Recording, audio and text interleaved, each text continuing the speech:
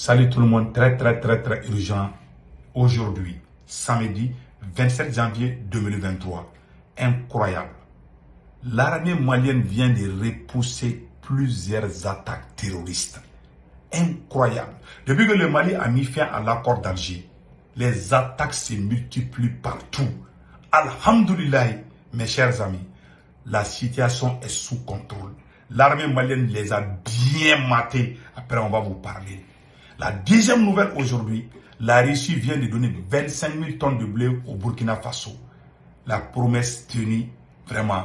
Donc nous remercions la Russie d'avoir respecté sa promesse. Donc mes chers amis, la troisième nouvelle aujourd'hui, le plan diabolique de la CEDEAO pour déstabiliser le Sahel est en marche. Le premier ministre du Niger est sorti et craché ses 4 vérités au petit jeu de la CEDEAO. La CEDEAO devait rencontrer les autorités nigériennes. Qu'est-ce qu'on voit? La CEDEAO est allée demander, Alassane Ouattara est parti en France, pour demander, parce qu'ils ont peur de parler au téléphone. Parce que le vocal de Alassane Ouattara et puis Boubou Sissi là, est sorti, l'ancien premier ministre du Mali, avec Alassane Ouattara. Donc tout le monde a peur de parler. Donc ils ont pris l'avion pour aller chez Macron, pour discuter qu'est-ce qu'il y a à faire. C'est la France qui dicte ce que la CEDEAO doit faire. Après on va revenir sur ça. Donc mes chers amis, la troisième nouvelle, le secrétaire d'État américain Anthony Blinken dit qu'il ne voit pas une nouvelle configuration des États et qu'il faut comprendre là, il dit clairement que les États-Unis ne laisseront pas l'AES se construire. Mes chers amis, voilà ce qui est écrit dans quelque part. Donc les États-Unis ont réagi à la création de l'AES. Après on va donner des détails par rapport à ça. Nous demandons aux autorités maliennes, puisqu'aujourd'hui ça chauffe, nous demandons aux autorités maliennes, nous prions vraiment pour que les autorités maliennes mettent mandat d'arrêt, des mandats d'arrêt contre Oumar Marko, les terroristes de la CEMA, tous ceux qui ont déstabilisé le Mali. Nous sommes pressés de voir des mandats d'arrêt contre eux, mandat d'arrêt international contre chacun d'entre eux. Donc voilà ce qu'on propose. Mes chers amis, allons-y avec la première bonne nouvelle. Mais avant de cela, je vous prie de ne pas oublier de vous abonner sur ma chaîne YouTube. Le nom de ma chaîne YouTube, c'est Sékou Tounkara, le politologue. Quand vous rentrez sur le profil, je porte un kipi blanc et un t-shirt blanc. Pour vous abonner à votre droite, il est écrit s'abonner ou subscribe. Vous cliquez sur ça, vous êtes déjà abonné. S'il vous plaît, n'oubliez pas de vous abonner sur ma chaîne YouTube. Mes chers amis, j'ai fait des vidéos en français et en bambara sur ma chaîne YouTube. Donc, nous allons partir avec la première bonne nouvelle. Bonne nouvelle et bon. Écoutons ce qui est écrit ici. Plusieurs attaques après la fin de l'accord d'Alger. Plusieurs attaques terroristes repoussées dans le nord du Mali par les forces armées maliennes. Mes chers amis. Plusieurs attaques terroristes dans le nord du Mali au cours des derniers jours, selon le communiqué de l'état-major général des armées, IMGA, publié hier vendredi soir, le 25 janvier, une attaque terroriste visait le checkpoint de sortie de Ombori de la localité de Gossi à Tombouctou a été repoussée avec vigueur. Le vendredi 26 janvier, une autre attaque terroriste a été déjouée et repoussée à Kimpana. Les ratissages ont permis de récupérer les moyens de communication, les munitions et divers matériels. Bravo aux forces armées maliennes. Lors du toujours, et c'est pas encore fini, toujours du 25 au 26 janvier, une embuscade a été déjouée lors d'une reconnaissance offensive dans le secteur de Tringa, Ouro-Seno, Ouro-Dani et Atara, est de l'Éré. Toutes ces localités, ils ont planifié des attaques partout.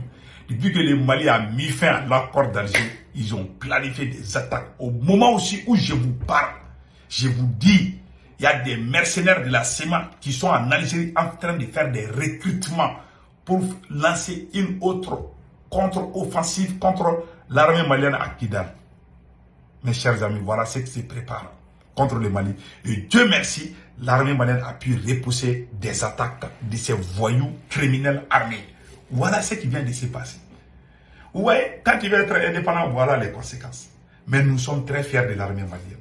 L'armée burkinabé aussi a neutralisé plusieurs terroristes. L'armée nigérienne aussi a neutralisé plusieurs terroristes. Maintenant, nous allons partir du côté de la CEDEAO. Et le Burkina Faso a reçu 25, voilà, le Burkina Faso a reçu 25 000 tonnes de bleu par la Russie. Donc, nous remercions les autorités russes pour cette offre. Mes chers amis, nous allons partir, voilà, le Premier ministre, grâce à ces 4 vérités, écoutons. Le Niger, à travers son Premier ministre, est sorti hier donner non seulement la position du pays, mais aussi dire les faits tels qu'ils sont relativement aux négociations entre la République du Niger et la CEDEAO. La CEDEAO, au lieu de discuter avec le Niger, la CEDEAO a envoyé Alassane Ouattara en France et puis plusieurs délégations sont actuellement à Paris pour parler de l'avenir. Quelle honte! Et écoutons la réaction du Niger. Cette instance régionale s'était précipitée pour faire croire que le Niger, par la voix de son Premier ministre, a repoussé la date des négociations prévue le 10 janvier dernier. Ce 25 janvier 2024, alors que la délégation de la CEDEAO était attendue à Niamey, à la surprise générale, on constate l'absence de cette délégation. Pourtant, elle est censée venir négocier avec notre pays pour une levée de l'embargo imposé au Niger et son peuple. Une attitude inexpliquée car elle ne peut être justifiée parce qu'il s'agit d'une question d'intérêts économiques vitaux. Fermer les frontières et couper l'approvisionnement en énergie électrique, médicaments et produits de première nécessité pendant 5 mois et refuser la main tendue et toutes les concessions faites par le Niger, cela relève d'une hypocrisie et d'un agenda caché de la part des négociateurs de la CEDEAO. Yes. Et c'est à travers un communiqué prétextant une panne d'avion n'ayant pas permis le déplacement de Niamey que la CEDEAO justifie cet acte. Le Premier ministre Ali Mohamed Lamine Zen, à travers une conférence de presse, a exhibé toutes les lettres d'autorisation d'atterrissage à l'aéroport de Niamey.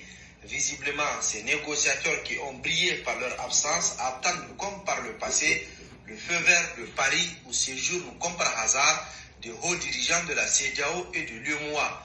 Vous l'aurez compris, la France, encore elle, est à la manœuvre et l'attitude de la CEDEAO frise comme souvent le ridicule. Et comme on le dit, le ridicule justement ne tue pas. Le Togo, pour sa part, fidèle en amitié, s'est toujours démarqué de l'imposture en prônant comme toujours la négociation pour un retour à la normale au Niger et un développement harmonieux de notre sous-région.